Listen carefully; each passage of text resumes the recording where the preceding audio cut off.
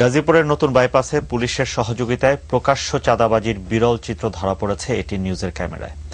গত 17, 19 ও 20 এপ্রিল এ সড়কে অনুসন্ধান চালিয়ে দেখা গেছে দালালরা পুলিশের উপস্থিতিতেই গাড়ি থামিয়ে টোকেনের মাধ্যমে চাঁদা আদায় করছে। অনুসন্ধানের এক পর্যায়ে পুলিশ সার্জেন্ট রাফিকুল ইসলামের পকেট থেকে উদ্ধার হয় চাঁদার টোকেন। হাবিবুর রহমান হাবিবের তোলা ছবিতে বিস্তারিত জানাচ্ছেন মাসুদুল হক, সঙ্গে ছিলেন এইচ.এম. সাগর।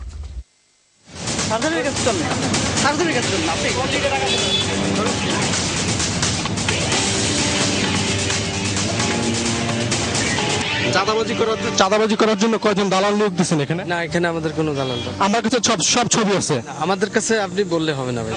গাজীপুরের বাইপাস বিশ্ব রোডের মোড়ে 3 দিন গোপনে চিত্র ধারণ শেষে এটিএন নিউজের ক্যামেরা যখন প্রকাশ্যে এলো, তখনই এভাবেই দৌড়াতে থাকে পুলিশের নিয়োগ করা এক দালাল।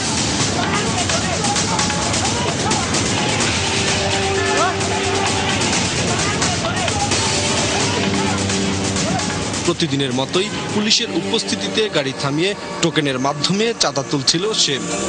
আপনি সকালে কার কাছ থেকে টোকেন নিয়েছেন? রতনের কাছ থেকে।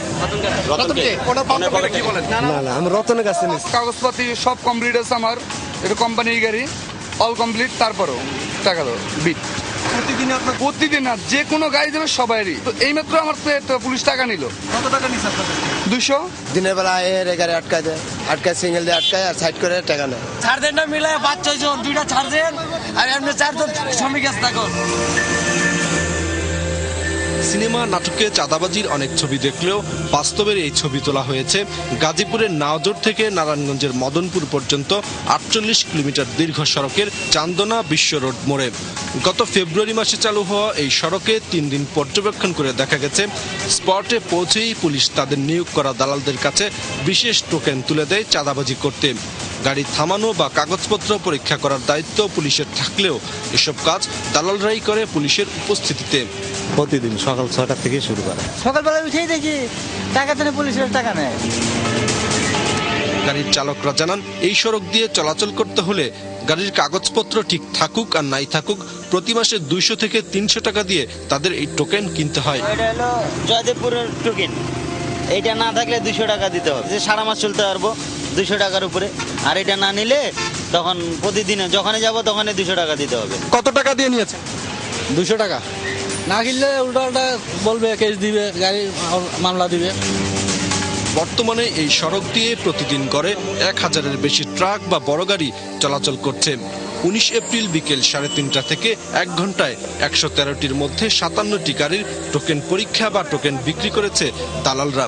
সকাল থেকে দুপুর পর্যন্ত এক সার্জেন্ট থাকে, উনি 1 লক্ষ টাকা মতো চাঁদাবাজি করে। পুলিশের ভূমিকা তো এখানে ওদের যেটা নাকি নিয়ম শৃঙ্খলা বজায় রাখার জন্য, ঠিক আছে। আসলে কিন্তু সেই দায়িত্ব তারা পালন করতেছে না, করতেছে এটার বিপরীত। সন্ত্রাসীরা চাঁদাবাজি করার কথা, এখানে দেখা গেছে তারাই চাঁদাবাজি করতেছে। আপনার বাপকের হাত দেন টোকেন আছে? না না, এটা আপনি আমরা এখানে টোকেন আমার কাছে ছবি আছে। এখানে আমরা এমন কোনো কিছু এখানে কিছু দেই না। হাত দেন, সকালে এসে ওদেরকে টোকেন দেন। আপনার বাপকের টোকেন আছে, বাইর করেন, বাইর করেন। একসঙ্গে মিলে আপনারা চাঁদাবাজি করতেছেন। আচ্ছা আসেন, না না, দাঁড়ান এখানে। কিচ্ছু নাই ভাই, শোনা কিচ্ছু নাই। চাঁদাবাজির বিষয়টি এড়িয়ে যেতে তাৎক্ষণিকভাবে তিনি সাংবাদিকদেরকে ম্যানেজ করার ইঙ্গিত দেন। আমার টিভি দেন কেন? কেন আপনার মতো দুর্নীতি দেওয়া যাবে না। টোকেন বার কর, টোকেন আছে। ও কি সেটা ও জানে ভাই, একটু মিথ্যা কথা বলবেন না ভাই। আপনার সঙ্গে ওর ছবি আছে। আপনি ওকে টোকেন দিচ্ছেন, আজকে কালকে দিচ্ছেন, পরশু দিচ্ছেন। আমি দেই না।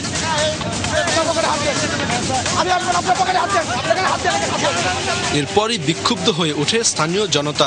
তারা পুলিশ সার্জেন্টের প্যান্টের বাম পাশের পকেট থেকে চাঁদাবাজিতে ব্যবহৃত টোকেন উদ্ধার করেন, যার সঙ্গে পুরোপুরি মিল পাওয়া যায় চালকদের দেখানো টোকেনের সঙ্গে।